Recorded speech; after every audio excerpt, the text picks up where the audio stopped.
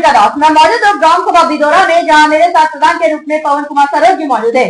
मैं इसे जानना चाहूंगी कि अभी तक इन्होंने 4 साल में अपने ग्राम सभा में क्या क्या विकास कार्यों को अंजाम दिया और आने वाले 1 साल के लिए क्या रूपरेखा तैयार किया ताकि ग्राम सभा का कार्य हो सके। पवन जी, आपका हमारे चैनल में बहुत बहुत स्वागत है। Thank you.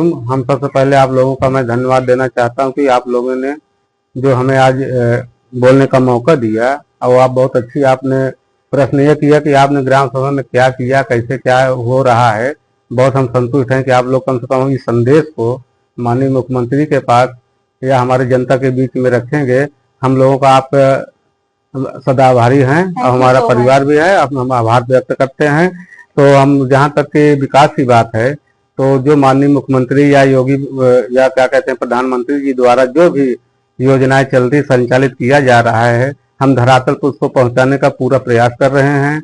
चाहे इंटरलॉकिंग हो और नाली हो, खड़ंजा हो, मनरेगा का काम हो, जैसा भी हो, जो भी योजनाएं आती है हम लोग जनता के बीच में जाते हैं, उसको जमीनी तौर पर देने का काम करते हैं। आवास और शौचालय कितने आवंटित हुए हैं? हम लमसम अपने इस कार्यकाल में आवास जो पुराना इससे पहले जो ऑनलाइन हुआ था, जियो टैग हुआ था, उसको 50 से 55 के बीच में दिए हैं। और जहाँ तक शौचालय की बात है, जो पात्र व्यक्ति थे 70-80 शौचालय का भी निर्माण करवा चुके हैं। माननीय योगी या मुख्यमंत्री जी के निर्देशानुसार उसको हमने करा दिए हैं। स्वच्छ भारत मिशन में आपकी क्या राय है? स्वच्छ भारत और स्वस्थ भारत, स्वच्छता को लेकर आप अपने ग्राम सभा में क्या क्या काम करवा रहे हैं? देखिए, स्वच्छ भारत और स्वस्थ मिशन के तहत जो माननीय मुख्यमंत्री जी द्वारा या प्रधानमंत्री जी द्वारा जो योजना संचालित की गई है, बहुत अच्छी योजना है। इससे हमारे सेहत की, हमारे आने वाले भविष्य का, हमारे बच्चों का स्वच्छ भारत स्वास्थ्य के लिए और स्वच्छ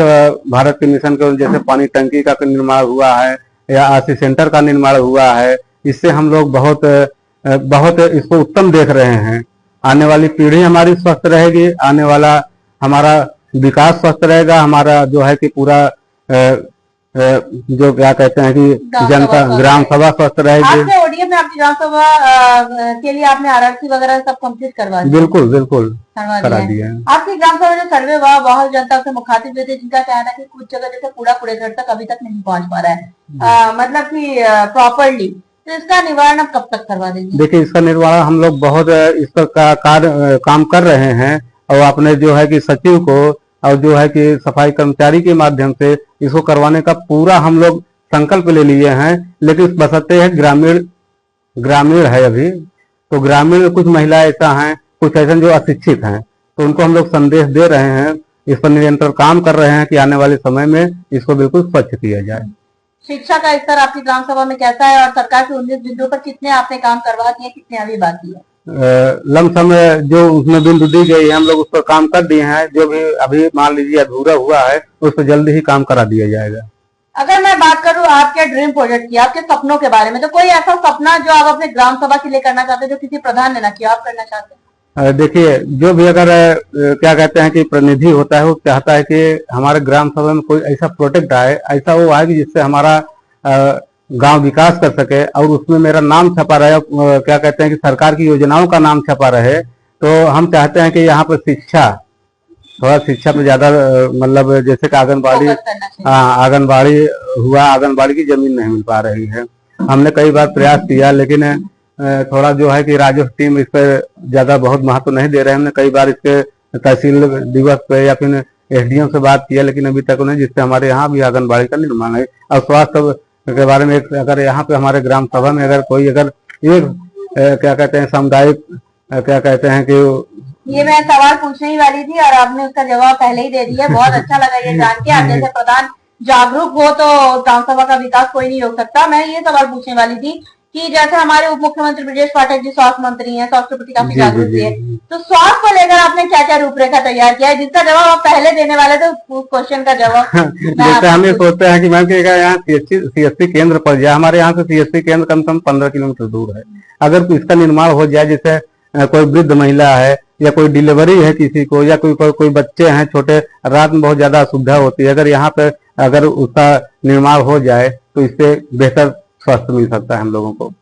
सरकार से आप और क्या मदद चाहते हैं कि आपकी ग्राम सभा का विकास हो सके, और आम जनमानस से आप क्या कहना चाहेंगे कि इस बार आप चुनावी मैदान में किन किन मुद्दों को लेकर उतर रहे हैं? स्वास्थ्य, शिक्षा, विकास, ये मेरा पहली प्राथमिकता है कि अगर ये चीज आने वाले समय में स्वास्थ्य, शिक्षा और क्या कहते हैं कि विकास, तीनों यही मेरा मुद्दा है। जो भी अभी काम हुआ है या जो भी काम रुका हुआ है, आने वाले समय में हम यही अपील करेंगे माननीय मुख्यमंत्री जी से, माननीय प्रधानमंत्री जी से कि इसको जल्द से जल्द इस पर विचार किया जाए। हमारे साथ प्रधान जी मौजूद है। इनका साफ तौर पे कहना है कि इन्होंने अतक प्रयास किया कि इस ग्राम सभा को नंबर 1 ग्राम सभा बनाया जाए। जैसा कि इन्होंने साफ तौर पे कहा, इनका ड्रीम और इनका सपना है इस ग्राम सभा में सबसे पहले ये स्वास्थ्य और शिक्षा पे काम करना चाहते हैं, क्योंकि इनका मानना है कि अगर स्वास्थ्य और शिक्षा पर काम किया जाएगा तो ग्राम सभा का विकास कोई नहीं रोक सकता। जब हम ग्राम सभा में सर्वे किए थे, बहुत जनता से मुखातिब हुए थे, जिनका कहना है कि कुछ जगह जैसे नाली की समस्या है और कूड़ा कूड़े घर तक प्रॉपर वे से नहीं पहुंच पा रहा है, जिस पर हमने आपसे वादा किया था गांव की कहानी प्रधान की जुबानी आप तक ले आएंगे, प्रधान की समस्याओं से भी आपको रूबरू कराएंगे ताकि आप इनको वक्त दे। इनके पास अभी भी लगभग 1 साल का वक्त है। जैसे से बजट आएगा फिर ग्राम के विकास के लिए प्रधान जी वैसे ही तत्परता के साथ काम करते रहेंगे और हमें उम्मीद है प्रधान जी आप ग्रामवासी की समस्याओं को इसी तरह न केवल सुनेंगे, उसका निवारण भी करेंगे। नहीं, सुनेंगे, निवारण भी करेंगे और आप लोग का भी सहयोग चाहिए, जनता का भी सहयोग। देखिए, प्रधान जो प्रतिनिधि होता है उसके साथ साथ जनता का भी सहयोग बराबर होना चाहिए।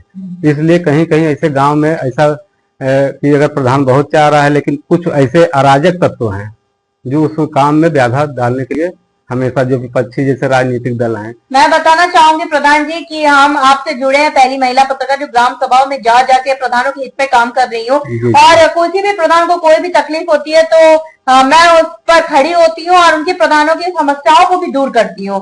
तो आप उससे जुड़ने का यही मेरा रीजन है कि अगर आपकी अब परेशानी आएगी तो उसके लिए मैं हूँ।